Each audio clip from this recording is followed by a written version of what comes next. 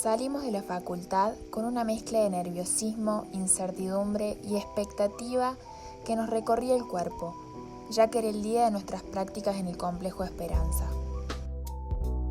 Nos preguntábamos entre nosotras, buscando coincidir en palabras, las expectativas que teníamos. Sabíamos que íbamos a encontrarnos con una realidad distinta, pero no imaginábamos cuánto nos iba a atravesar.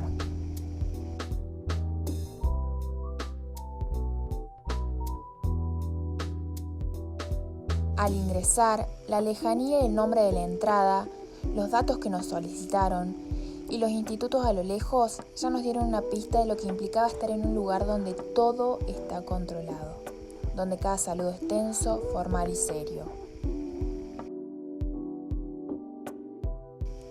Menos con los chicos que nos encontramos en una de las ventanas de la escuela. Indecisas si saludar o no, algunas fuimos, otras nos quedamos distantes. Luego ingresamos a la cancha de rugby y creemos que fue el único espacio que recorrimos con libertad.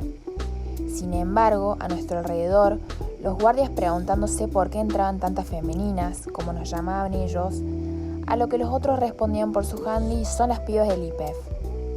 Veíamos así como los traslados de los jóvenes en las traffics marcaban el ritmo de encierro. De esta manera es como la clase comenzó con una entrada en calor que preparamos como practicantes. Movilidad, desplazamiento, pases. Hasta que el profesor propuso un juego modificado de rugby, sin tacles pero con todo lo esencial del deporte. Cooperación, estrategia, ocupación del espacio y sobre todo vínculo y comunicación. En un momento, un estudiante se lanza sobre el profesor y arriba van todos, por lo que el profesor decide hacer una ronda para interpelarlo y los chicos comienzan a contarnos cosas sobre su vida. Entre tantas palabras y chistes en cuanto a la delincuencia, a la yuta y a la droga a lo largo de toda la clase, uno dijo: a mí me gusta robar, me gusta la adrenalina, salir corriendo, sentir que soy alguien. Pero también me gustaría tener una familia, una mujer, hijos en una casa. Este contraste nos atravesó, no era una confesión de orgullo, era una mezcla brutal entre la necesidad, la falta de oportunidades y un deseo profundo de pertenecer a algo más que al delito. Otros chicos empezaron a sentir, a contar historias similares. La mayoría repetía lo mismo, se sentían alguien cuando robaban. Una vida más tranquila, una vida más estable, quizás una vida con amor. Ahí entendimos con más fuerza que muchos de ellos no eligieron su camino con libertad, que detrás de sus acciones había ausencias, entornos violentos, hambre y dolor, pero también había esperanza. Y como docentes, nuestro rol no era juzgar, sino escuchar, abrir espacios, acompañar desde la palabra, desde el vínculo y desde lo humano. Bueno, en cuanto al modelo de derechos trabajado por Alicia Stolkiner y su aplicación en un contexto de cierre como es el Complejo Esperanza, hablamos de que podemos plantear de que este enfoque parte de la idea de que las personas no deben ser vistas como desde la perspectiva del déficit o la falta, sino como sujetos de derecho, con dignidad y valor, más allá de cuál sea su situación legal, social o institucional. Es una mirada que no busca corregir, sino que busca reconocer al otro en su humanidad. Entre sus principios fundamentales se encuentra el derecho a la subjetividad, el cual implica no reducir a la persona a una etiqueta como delincuente o interno, sino reconocer a cada joven y entender que cada uno tiene una historia, deseos, miedos y posibilidades.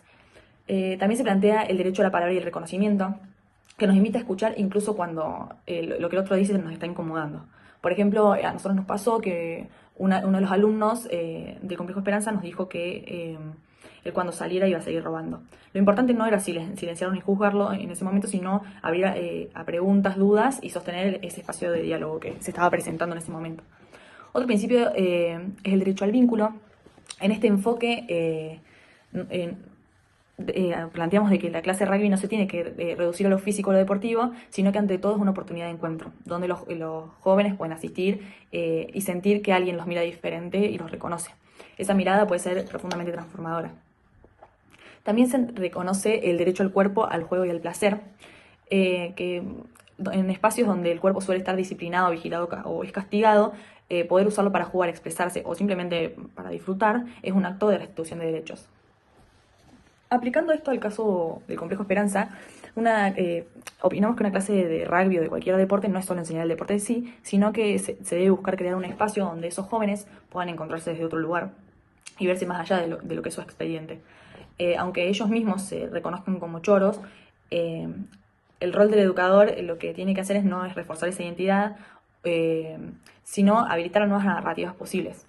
Lo que hace el modelo de derecho es interpelar al adulto a no salvar ni condenar, sino a acompañar, escuchar y abrir.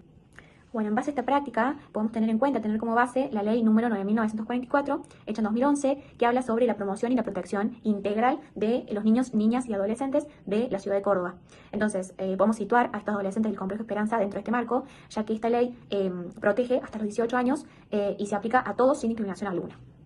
Entonces, esto avalar hasta los 18 años y sin discriminación implica que, aunque estén en contexto de encierro, estos adolescentes deben ser comprendidos por los derechos que esta ley avala. Esta ley también expone la importancia del derecho a la educación pública y gratuita y la importancia también de que el Estado, la familia y la sociedad pueda asegurar a estos adolescentes el pleno desarrollo hasta el máximo de sus capacidades y posibilidades. Además, en el artículo 23 expone que todos tienen derecho al descanso, a la recreación, al deporte y al juego, lo cual hemos reflejado en las clases de educación física, en especial el taller que nosotros presenciamos e intervenimos, que era el taller de rugby. Por ahí se restringe mucho en la elección de talleres. Los chicos nos contaban de que ellos podían elegir un solo taller y que generalmente ellos elegían el taller que más les beneficie en su salida. Entonces, por ahí nos decían, nos conviene más elegir talleres de carpintería, que al salir ellos pueden tener una salida laboral en base a eso. Entonces, podríamos proponer una idea de ampliar esta gama de posibilidades a la elección de talleres. No solamente que sea uno de rugby, sino que también sea también uno de carpintería, otro de arte, que no sea solamente uno para no restringir sus posibilidades.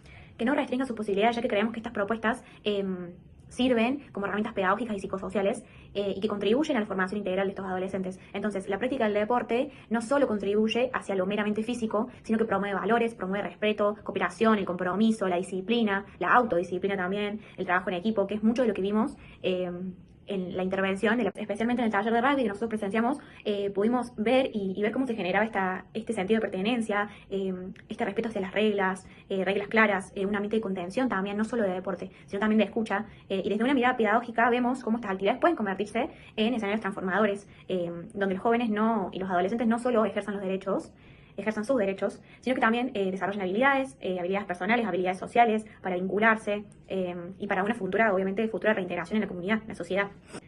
Concluyendo, creemos que este cumplimiento de esta ley 9.944, en contextos de encierro, en contextos de privación de la libertad, nos creemos que es súper importante, ya que eso no solo garantiza el resguardo legal, sino que también permite abordar lo integral y lo humanizante de las trayectorias de estos adolescentes, de la vida de estos adolescentes. Y también da una oportunidad para la restitución de los derechos y de la construcción de proyectos a futuro, obviamente. Por otro lado, la clase que realizamos en el Complejo Esperanza se sostiene en los principios de la resolución CFE 12710, que también estuvimos hablando en clase, que garantiza el derecho a la educación en contextos de privación de la libertad, acá en Argentina. Esta normativa no solo reconoce que el acceso a la educación no puede ser negado por la situación de encierro, sino que exige que sea parte de una formación integral, digna y sin discriminación. Esta resolución establece que la educación en contextos de encierro debe incluir propuestas artísticas, culturales, de educación física y deportivas también, como parte fundamental del derecho a aprender, a expresarse y a construir sentido, incluso en condiciones adversas, se podría decir. Desde este marco legal y también pedagógico, la propuesta que vivenciamos no solo fue actividad física en sí, sino que fue una intervención educativa situada que buscó generar un espacio de encuentro, de juego y de vínculo, donde el cuerpo y la palabra tuvieron lugar. El rugby en este contexto funcionó como un canal para trabajar la cooperación, el respeto, la organización colectiva, pero también como excusa para habilitar reflexiones, sueños, conflictos y emociones, como explicamos anteriormente. Tal como lo plantea la resolución, se trata de favorecer experiencias educativas que contemplen dimensiones emocionales, sociales, corporales y culturales. Eso fue lo que sucedió. Los chicos no solo participaron con entusiasmo de la propuesta, sino que compartieron pensamientos profundos sobre su presente y su futuro, sobre lo que anhelaban y también sobre lo que sentían imposible. La presencia de la educación física en este contexto no puede presentarse únicamente en términos técnicos o motrices, sino que su verdadero valor está en posibilitar el encuentro con el otro, con uno mismo y con el cuerpo y con la palabra también. Enseñar en este marco es asumir un rol pedagógico con mirada crítica, sensible y transformadora. Es también entender que el derecho a la educación juega en estas pequeñas acciones que aún en el medio del encierro abren ventanas hacia otras posibles formas de vivir futuras.